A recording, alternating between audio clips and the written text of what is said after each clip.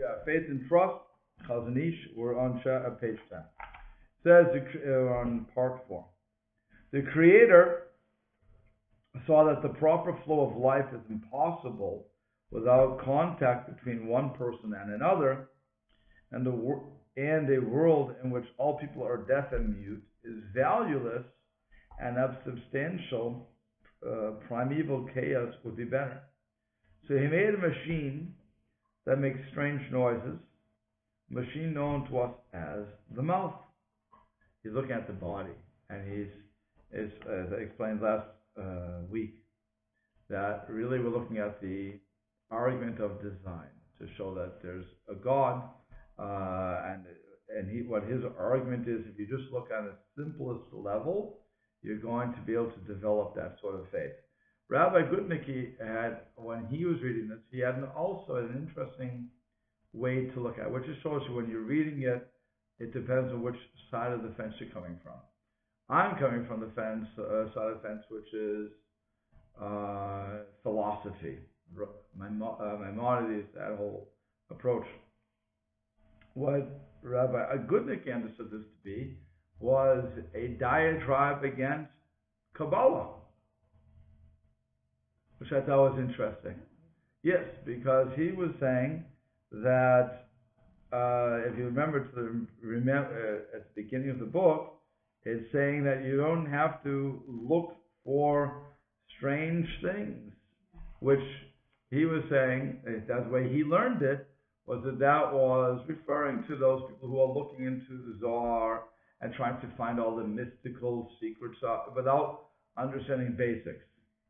So it was according to him, and how he learned it, that was a bang against this whole thing becomes a real harangue against doing Kabbalah right away. Not after, I would always say, Kabbalah is the the doctoral course of Judaism. Okay, and there's nothing wrong with it, but first you have to have a very strong basis for learning that. So he's saying, like most of us, you don't start there, and you don't need to, and really you don't even need it in order to develop your trust and faith in God. All you have to do is look at reality. So like I said, I was going nice, and I'm not, maybe he's speaking on two levels. I'm not sure.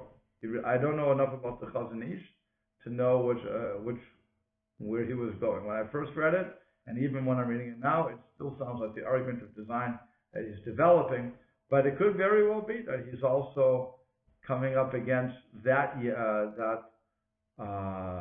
desire of people to look into it. And if you think about it, it would even match his time frame, because people were looking for something. He dies in 1953, so it's he's seeing the war, they're seeing the depression, First World, Second World War. He's seeing all this stuff, and he's knowing that the people keep looking for strange things. Hasidim are growing, so it could be. I'm not, it was interesting when he said that to me. I thought it was possible. Is so multi-level. It could be he's talking about both. That's what I'm saying. It could be both, or it could be one. I'm not sure. As we go through it, have in mind, it could be that, it could be this, or it could be both. Okay? Or we could be missing the boat totally. That's also, I don't want to make those are the only two things. So anyway, he said, so he made a machine that makes strange noises called the mouth. On the other hand, he also made a machine that reacts to these sounds, known to us as the ear. By way of mouth and the ear, language was created. Man then became a living thing, which was translated by Unclose in his Aramaic translation of the Torah as a speaking being, a ruach memalala, okay, as a speaking being. But what advantage does a person have under the sun if he has been given the ability to speak and to hear, but is still lacking knowledge and understanding? He is no better than an animal. Okay. This when the will of the Creator of the world was to create a wise and clever human being for his world, and to appoint him over all other creatures. So he planted the roots of wisdom and man's brain, and those of understanding in his heart, so that he may study and understand everything under the sun. Now, when he says brain and the heart, again, I'm not sure that we have to take that literally. It could be that that Chazal, the rabbis, when they say that the heart is of the understanding, right? So we in science will tell you, no, this heart is merely a pump. Pumps the blood, takes the old blood, puts into new, and so on and so forth. It's what keeps us going. It's our engine, okay?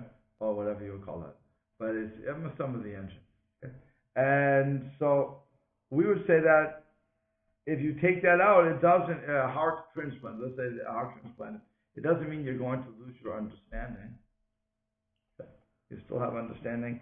You still have that the compassion you did before this. It's really your brain going with that, okay? It's a seichel. So, so now the question is that really true? That was the first question you have to ask.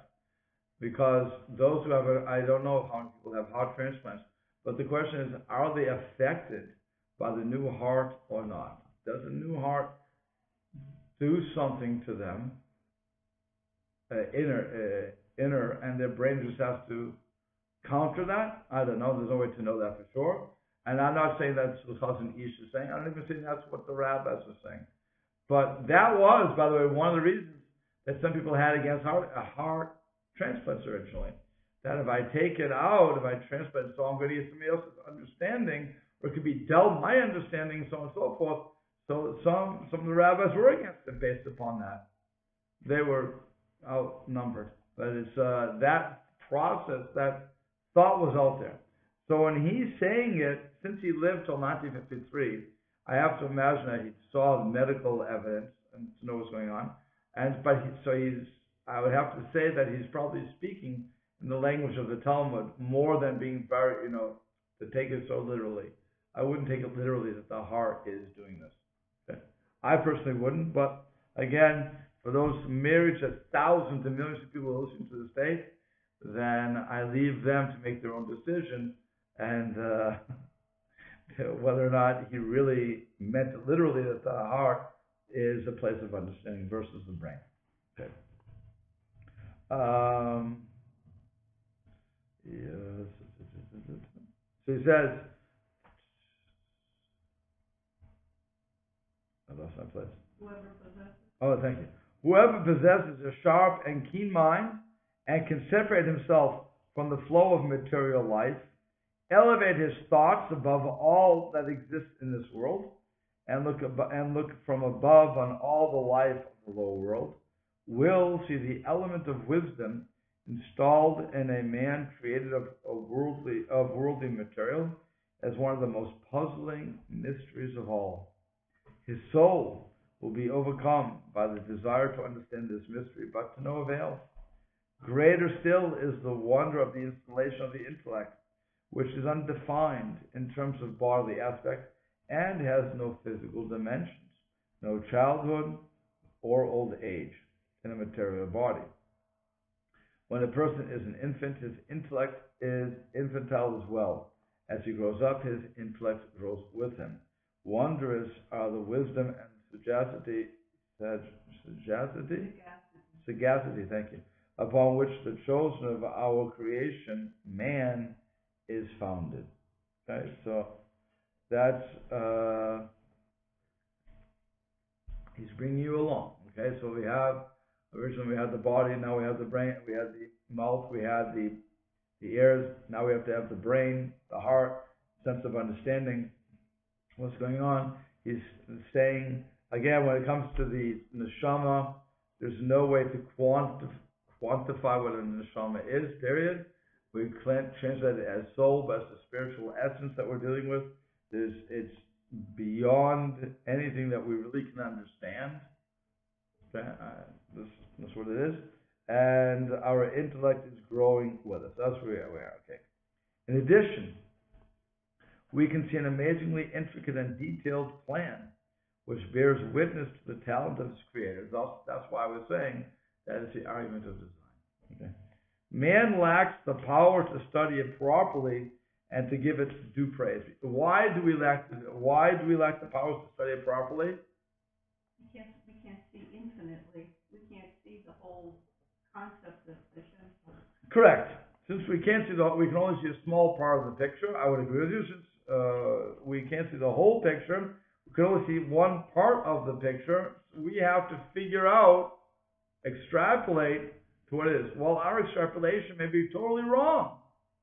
We may be missing the forest for the trees here, but this is the other way. Missing the trees for the forest. No, Forest. Okay, we may be missing the forest for the trees.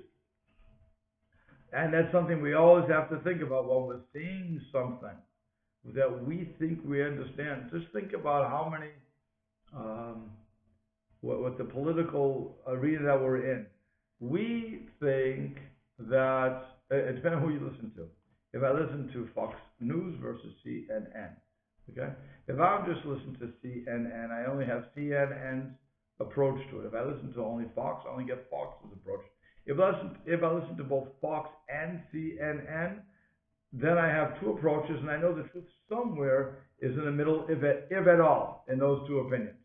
There's not even proof that those two opinions are telling the truth. Because what they did was they took an innocent fact and they made a story around it. Okay, like we all do this. Okay, there's a fact. The fact is, we have a light bulb here and it works. Fine. So now, how does it work? I challenge anybody to really explain that to me in layman's terms. According to what I understand, the electricians cannot explain how electricity really works. And that's a strange thing, but that's what they always tell me. Nobody really understands it. Okay. So I don't know if that's true or not, but I'll take their word for it. Well, when I was taught electronics, we were taught positive flow. You know, electrons flow. Well, it's positive to negative. But reality, I found out later, is the electrons flow from negative to positive. Oh, there you go. I mean, so that's a paradox in our teaching. Yeah. That, it still works. I mean, yeah, it works. Either way, it still works. It works. That's all we know. And in most cases, it's AC anyway, so the alternate, right. It goes both ways. Okay, so here we go. So, how are you? We're on page 12, number 5. Okay, so again, in addition, we can see an amazingly intricate and detailed plan, which bears witness to the talents of the Creator. Man lacks the power to understand properly and to give us true praise. I'll agree to explain. This is the plan of the union of male and female in order to ensure the eternity of the world, including the wonders of the tools of each, and the creation of the will that is essential to ensure this union. So accustomed are people to it that they fail to sense the greatness of the Creator, who planned all of these mechanisms and established them in the world so that they will endure forever. Okay, which he's basically saying to everybody, you need to get married, you have to have children, and so on and so forth, because that's what fulfills the mitzvah of being fruitful and multiply. The only reason we have that mitzvah, according to most the commentators, is because God gave us this world to fill. We have to populate it so that we can serve Hashem, we can take care of the world, and so on and so forth. God did not just make us so that we could just think about ourselves. There's so many things that you learn by having children about yourself, right? That you wouldn't know unless you raised children, and you kind of see a parallel between, you're like the father to the children, and like God is to you. Right. And that's why your parallel is good, because that's why when we're learning the Torah, and the stories in the Torah was supposed to say, what is God trying to tell me with this story? What lesson am I supposed to take from it? How can I grow from that particular episode? Okay? And it's Cain and Abel, may it be Cain and Abel, may it be Moses talking to God, may it be Avram arguing with God, may it be Sarah arguing with her husband, the way they talk, the way they negotiate. All those things, it's not just enough to look at and say, oh, that's what they did? Again, historical note, great, they had an argument, tremendous. Glad it was recorded forever. But no, we're supposed to look at it and say, why did God the author of the Torah, tell Moses to write the story down. And what am I learning from that? What is God trying to impart to me? Because he's my father, my parent. So as my parent, he's trying to bring me along, so that I know that when I'm put into that position, that how to properly react. Maybe sometimes like them, sometimes not like them, whatever the case is going to be. So I agree with you. The other one of the magnificent and wondrous mysteries is the creation of man in the womb of his mother, and his sojourning there for 9 months in an orderly and pleasant way, growing and developing, and when his time comes to emerge, he breaks his way out and leaves. All this is part of the mystery of creation, this integration of abilities, every component working as it is meant to, each part performing its task in incredible speed until the live child is brought into being, new and pure. The soul of this last of creations, man, was the first to be conceived in the mind of the Creator. Okay, and from here you have the famous rule of Achron Chabib, the last is the most dear. Here why the question that the rabbis pose is, why did Hashem create man last? On one hand, it's because if we get arrogant and we think we're the best, so Hashem says the gnat was created before you, so don't get so excited. Okay? I like that phrase, the translation. Right. On the other hand, when it comes to I'm nothing, I'm worthless, no. You're the last creation, and the last is always the best. That's why, by the way, women were created the last. What are women? Women are able to bring life into the world. A man cannot bring life into the world. A man can aid in that. A man these days is not even necessary to aid in that. But nonetheless, the woman is the incubator. The woman is the one who houses the child and will bring it up and has that tremendous connection. The woman also has the ability not only to carry the child, but to feed the child. The woman is one whole package. Again, the man is not.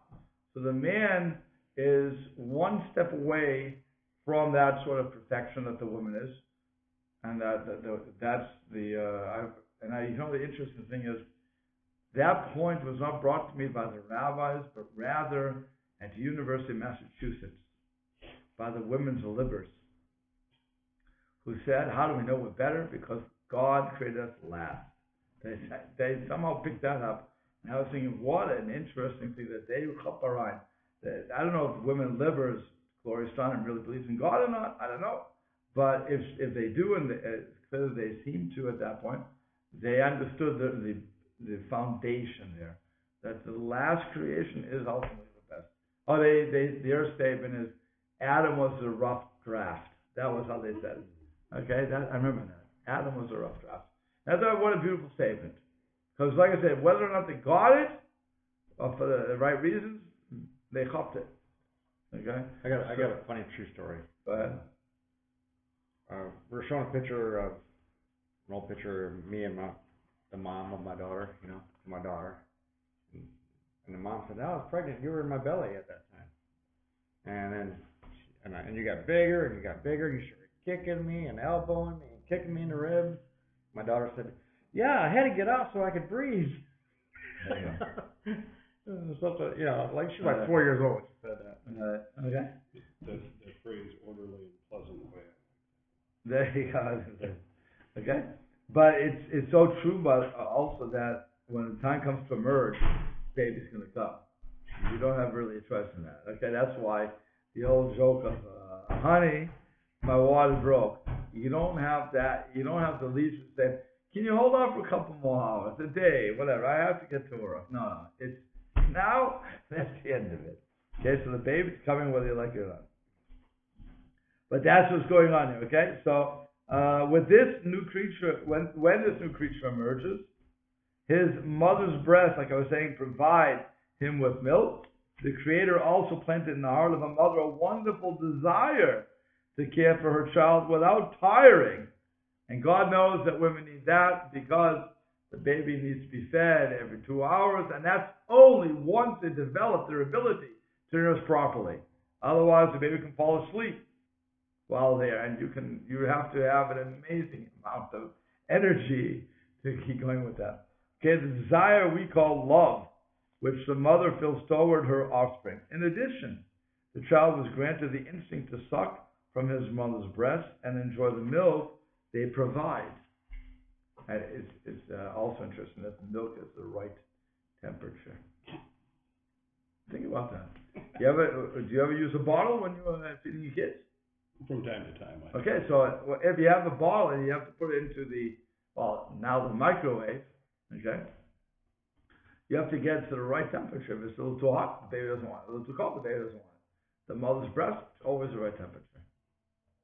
As long as you, by the way, I should say, as long as the baby has always been suckling. If you get the baby used to the temperature from the microwave, mommy's breast don't work anymore. They don't. It's a different thing at that point because it's a different temperature. Okay, but you can ask. I don't have to ask. I'm saying if the child was drinking from the milk, let's say there was a problem. So now the mother's milk at that temperature may not be the temperature that child desires. No, but they can revert very quickly. Okay, I can't argue. I can't argue what I don't know. I just know from the when I was taking all these wonderful courses with the first baby who was being born, you had to listen to all these great things. So that's what the nurse was telling the people. Sometimes it works, sometimes it doesn't. Okay. So man is created with all his limbs supremely intact, all his senses completely enabled, an intelligent soul instilled in him from heaven, and even future generations ensured by the way of reproduction mechanisms. Even so, his existence in this world is still not perfect, as by nature there are many mishaps, illnesses, and diseases in the world, with new ones appearing from time to time. This too was not unknown by the wisest of all, who brought everything into existence, and he made sure to provide ways to heal each and every mishap and disease, so that man can be completely healed and restored to life. The healing mechanism was embedded in man's own body, for whenever the body is injured in any place, when the flesh is pierced and blood is flowing, immediately all the limbs, arteries, and sinews send help substances that cause the wound to close and the blood to clot, stopping its flow. The 7 muscles are awakened to heal and to reattach themselves by way of the creation of new tissue. In addition, defense mechanisms were created against damaging bacteria, a whole army of factors compatible with each person's flesh and blood, always standing ready to destroy or send away life-threatening microbes. In acute cases, the stability of the body itself is not enough to win the war against the cruel enemy, it needs outside help. The Creator has already prepared his treasure of grasses, herbs, vegetables, fruits and liquids, and many substances on earth that were given healing properties of various sorts. He instilled in man the wisdom to search for these qualities and to acquire medical knowledge, learning the way to use each one. So much so that we are accustomed by now to the way doctors cure the various ailments. So now this is a very interesting thing that the Chazon Ish is saying. If you go back to biblical times, and I'll bring you back to the story of when we were speaking Lashon Hara, and so the snake came out, and the snake bit people, and they were dying. And God says to Moshe, prepare a snake, put it on the pole, and when people look at the snake, they will live. If they don't, they will die. Okay? So the rabbis asked the question, why? Looking at a brass snake on a pole is going to make that kills or makes alive? So no. The answer is that if I look towards the snake and I recognize that everything comes from God, what kills? Sin kills. Sin is what makes me sick, okay? So if I recognize that, then I will be healed. Suddenly we come later on, King Chazkiah put that book away, that book of healing, right? Healing, which is a spiritual type of thing. It could tell you how to heal anything. So the people would look at the book, they would do what they had to do, and they'll be like, he hid that away, and that's when we had to deal with doctors. Okay, that's when the first malpractice would happen. Okay. But so we have to now deal with doctors. Why? Because we're still sinners, we're still doing something wrong, and that again allows the disease to enter. Because, again, coming from a Jewish point of view, I'm going only from our point of view right now. Our sickness is God's shots, warning shots over the bow, to use that sort of language. Where if we did something wrong, Hashem is showing us in a physical manner that there's a spiritual defect. If we could fix up that spiritual defect, according to that logic, then we could get rid of the physical elements. Sometimes it's too late, sometimes it's not. Okay, and so then when it comes to a point that it's too late, Hashem in the Torah says we can use the doctors can Rabbi Rabbi. He will surely heal you. He will right. So it's referring to doctors who are given the ability and the permission to heal us. Again, their medicine of modern science cannot. It's an illusion. That medicine doesn't guarantee healing. It's, did I do tshuva or not? That's how we would say. And if you really wanted to think about this, I'll give you an example. So I know you as a nurse are looking and saying, Rabbi, you really don't know anything about talking about. No, okay. I'm taking it all in. Okay. But if you think about it, we all, Baruch Hashem, have children, and never they've all been sick. At one time of their life, they've all been sick. And I remember that when you have an ear infection, which, by the way, medical science will tell you, if you leave it alone, 99% of the cases, it will go away on its own. 99%. For that 1% of cases, which is what we would sue the doctor for, is if it doesn't go away, God forbid, the child could go deaf. So for that 1%, if even that much, I'm not sure what would the percentage be, but for that, let's say that 1% of the cases where the child, God forbid, could lose part of the hearing, so we throw in the drugs, amoxicillin. Antibiotics in general. Antibiotics, but it's called amoxicillin. That's one of them. Okay, fine. So now what happens is you're on the kid's on amoxicillin, and you know what happens when he's on amoxicillin? Sometimes they can get another ear infection. What do you do? In the same ear, by the way, which is really the crazy thing. So I want to say that the original drug you gave didn't work. Leave me alone. And the doctors will always say to me, no, it worked, but it's not abnormal that they can get another sickness like that. I'm thinking, wait a second, but I gave, and I didn't skip. I didn't say, oh, you feel better? Okay, stop the drug. If you do that, then you're stuck. But if you follow their directions, you would think that you'd be immune from that. No. They say, no, it doesn't work like that. Which shows me one very important thing, that medical science certainly has their advantages, that they did their experiments that seem to kill it, but nonetheless, if there's something else going on that we're unaware of, I'm not saying the child is a sinner, I don't want to get into that. It could be I'm sinning, it could be that there's just something crazy going on, I don't know. But there's something that we're not understanding that we cannot cure it properly, which is why the halacha says that when you go to a doctor, you should pray that Hashem will guide him or her in the proper way, and that doctor should pray that Hashem will guide him or her to do what's proper. Understanding that it's not from their medicine, it's not from the genius is not from them, it's all from Hashem. Imagine it. That's what the halakha is saying. On both sides, we have to have that in mind. I've done more tefillot in the ambulance in the emergency room than anywhere else. There you go. Okay. Not so much in the shul, but definitely while working. I'm just saying that. So I just want to give that here. While he's saying that that God instilled man with the ability to search and to acquire medical knowledge, we always have to understand that that's not the end-all be-all.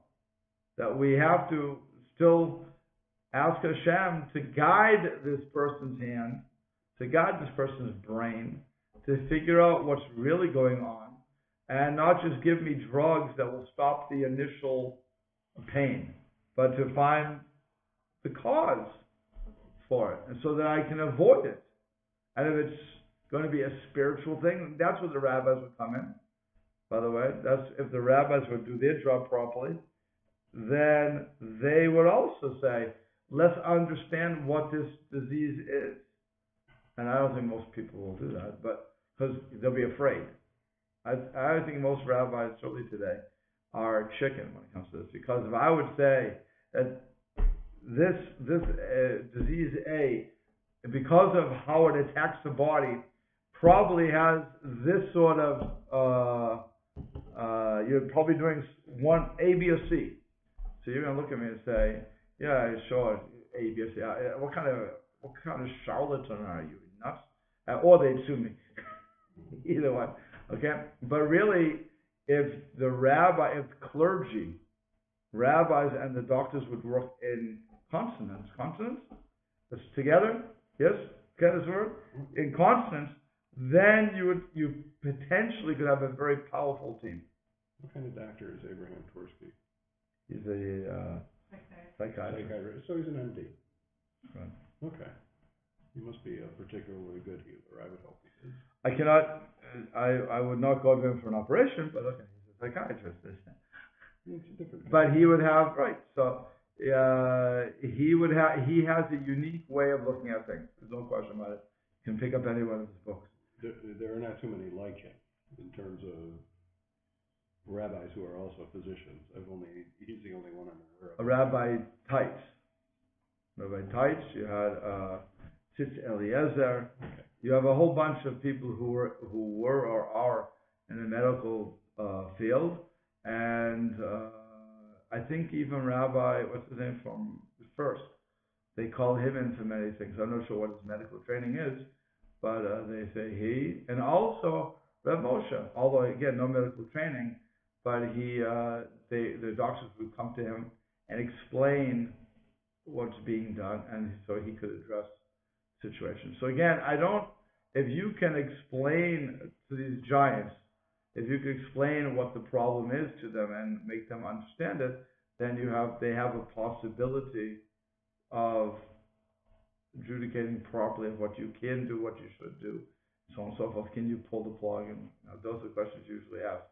But again, there are people who are aware. The Boston Rebbe, actually, he had a program called Rofe, healing, and he had doctors hooked into that system. So if you needed to have a medical assistance, you could get that done. So it was, again, he was part of that whole team.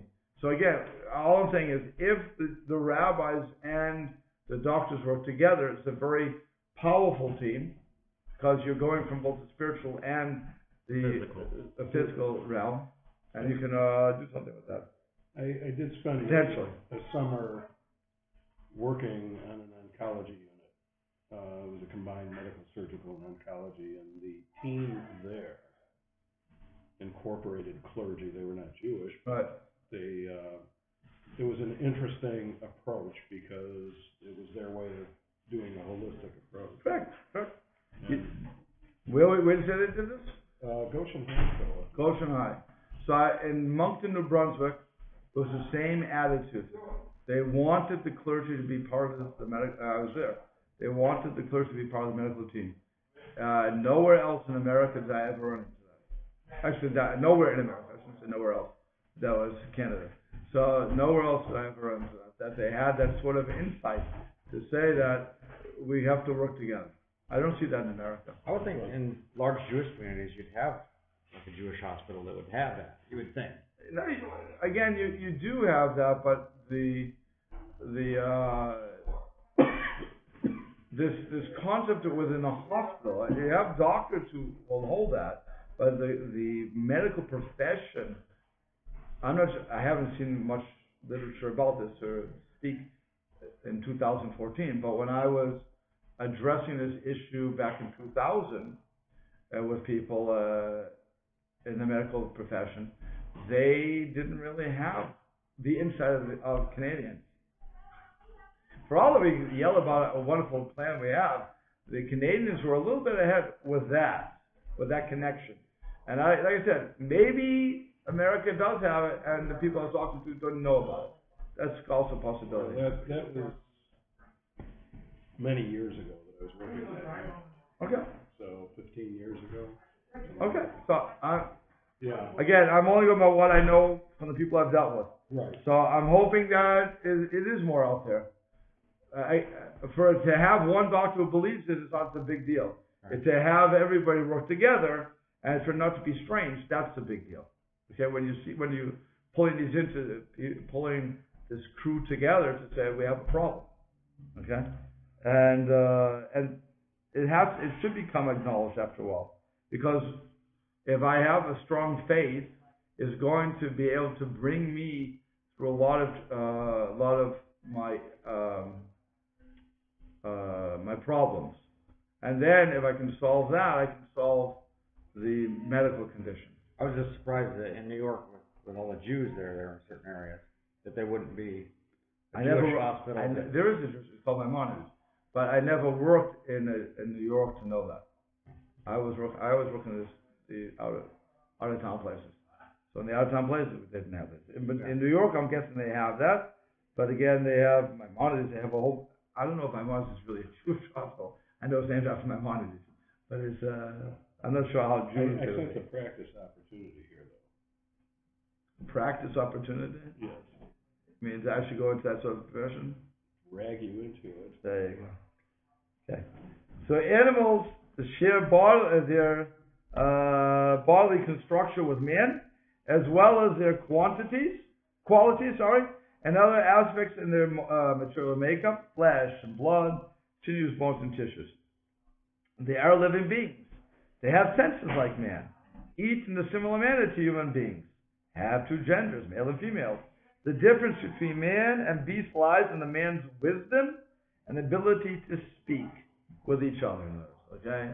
That's what I mean.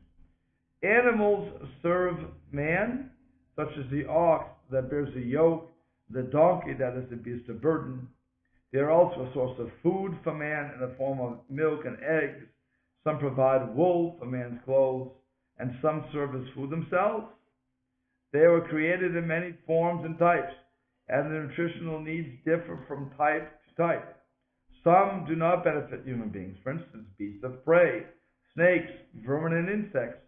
But the truth is, they too have a purpose, though unknown.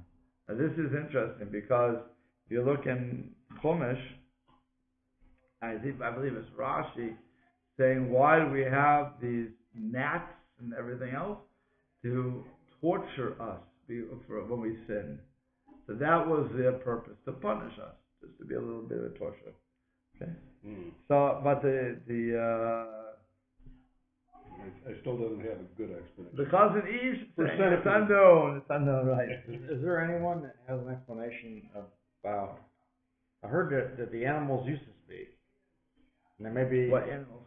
Which animals used to speak? All the animals. No. But then at the sin in the Garden of Eden, then they stopped? No. The only one that you could argue that could speak would be the snake. The snake spoke or somehow got involved with the Chava. And the only other talking animal in the whole Bible is the donkey. The donkey of Bilam. Okay? And even there, the question is, did the donkey really speak? Or was it a prophecy on behalf of Bilam, who was having a prophecy? and God is speaking to him that way. In other words, did the donkey speak? Because he didn't really react in the way I would have. If my donkey or my dog would start speaking, I would look at him and say, we can make a lot of money here. What am I doing? Selling this stuff. Okay, so I'm not sure. Rabbis are, it's like Nachmanides question whether or not the donkey really had the power to speak. Also, the same thing with the snake. Did it really have the power to speak? Oh, it's just a matter of there was some sort of way to communicate. I'm not sure. But certainly not all animals. Most the other animals, that's the point. The animals were not able to speak. Those who would argue against the dogs speaking to each other, I'm not going to argue that either. There's a bark, I don't know, bark, meow. I'm sure that they have, I don't think they can have a conversation like you and I are having, but again, I'm not talking to Doolittle, so I don't know. There's a famous Larson cartoon about that, The Far Side. Okay. What dogs are saying. And all of these dogs, they're barking in the translation in the next panel. They're all going, hey, hey, hey. Very good. So, like I said, but we don't, as far as we're concerned, we don't believe that the animals could speak. I have yet, if you can show me something that would change that would say that our tradition, even Sefer Yashar, go through it. If you find anything in there that says it, I'd be interested to see it. But I've yet to see anybody say that they originally had the power to speak and that was taken away. Because it wouldn't be fair, actually. Why, if you tell me that snakes can't speak, okay, snakes made that's the snake made the sin, fine. But why should the dog lose up because of the snake? That wouldn't make sense to me. And why should the giraffe? Why should anything lose up? It wouldn't make any sense. That's, again, so if you can show me, I'll be more than happy to look at it, try to figure out what's going on. But I can't imagine that was ever a thought. Good. Sometimes, like I said, sometimes they're used to punish, and sometimes one can learn wisdom and ethics from them. If you think about it, here he's looking at what Shlomo HaMelech looked at. He said, look at the ant and you'll see an industrious animal, okay? And so on and so forth.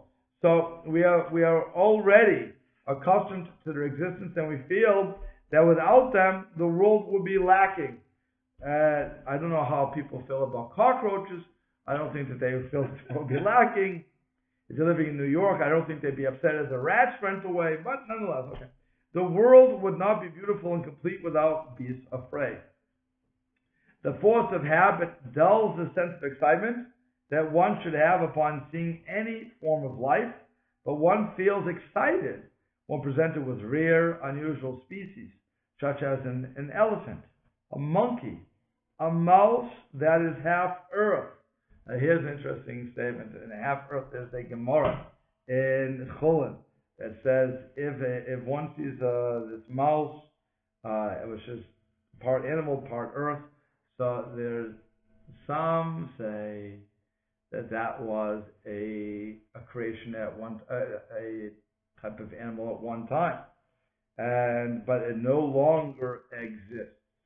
It's extinct. Okay. Other people say it's not really a mouse that was part animal, part dirt, because we all know that spontaneous generation doesn't work. It was just what they were seeing, was what they were observing. Okay? That's someone's practice goal. Say it again? A practice goal, right, okay. My Rebbe, Rabbi Weiss, would argue, what is everybody's problem? We have a lot of animals that have gone extinct at this point. Why couldn't it be that? There's no way to prove it wasn't that way. Science can only prove me wrong. It can't prove me right.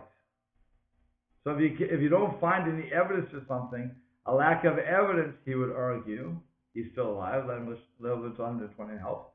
He would argue that just because you don't have any evidence, a lack of evidence doesn't disprove something. So who knows? Who knows if what they were seeing was what they were seeing? He didn't argue for or against. But he was saying, we have a chutzpah to think that we know better than everybody else. Okay, that was his approach to that. Okay, and also the Admiya Sadeh, which is this is also a strange thing. This is the man of the field, and the way they explain it is it looks like a man tethered to the ground, like a monkey. So you would think that from the description, it sounds like a monkey. Okay. So it is also human nature to be astonished at the sight of strange beings, handicapped, or very tall, or very small, or very tall. The source of such astonishment lies in the non-logical part of the human thought and not in the intellect. In other words, the intellect would say, okay, so it's very nice. I see what's going on, and nothing is all from God. That's the end of it.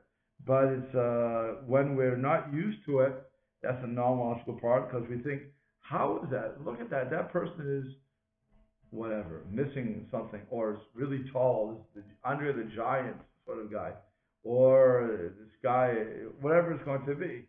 And we're saying, I've never seen anything like that before. Okay. The tallest man in the world was 9 feet or something? 11 feet. 11 feet. 11 what? 11 feet. Wow, 11 2. You can only imagine when you see him looking like that. Never stops. You know. And you're thinking, who did he marry? Probably the smallest girl in the world. No, he died at 24 because the body couldn't sustain that. Oh, really? I thought there's some guy still alive. Well, maybe, but not the one who was 11 foot. Okay. There was a guy here, Shorty, and he was near 7 feet tall. Wow, and they call him Shorty just because of the Lashon Hara, so you know. Yeah, that was his lifelong nickname, but I found a photo of him after his death with his wife. And she was significantly shorter than him, and there was nothing remarkable about the photo until you realized both of them were above the door frame they were standing in front of. Wow. So the wife was She was pretty tall also. So it was a natural match. It's an amazing thing. Okay, so now let's go a little further. Let's do one more. A non-logical thought is a power that stems from the intellect, but is superficial and uncritical. Its nature is to convince man and to fetter his heart so that he will not think anything contradictory to it. On the other hand, the intellect is always at war with non-logical thoughts. Man knows that non-logical thinking is not to be trusted, but often it prevails because of its overwhelming power. Okay? So again, superficial, uncritical thinking is what we all love to do. But when we start thinking about what's going on, that takes a lot of effort. People don't like to put that effort in. That's what his argument is. History is a source of great wisdom, showing the way for the wise. Since people love to express novel ideas and receive the adulation of an audience, many lies have cropped up in the history books. For human beings do not hate falsehood by nature, and many actually love it and play with it. Okay, let's keep the politics aside. The wise have to sift through the various versions in order to find the truth and discard lies, which is why I always say, if you're listening to a husband and a wife who are in divorce proceedings, he has his story, she has her story, and somewhere in the middle is the truth. Not so. Somewhere in the middle. Not so. There is much room. But now again, for the myriads and millions of people watching this, okay, they'll have their claims against me. But again, to the person who's had to listen to many stories, I can tell you for 99% of the time that I just said it's true. If you have 1%, I'm not going to argue on the 1%. 9 times out of 10 in every argument, there's one story, one side, the other side, but in the middle, somewhere in the middle, is the whole story, and you have to pull all those pieces together and try to make sense out of it, and say, oh, this is what's going on.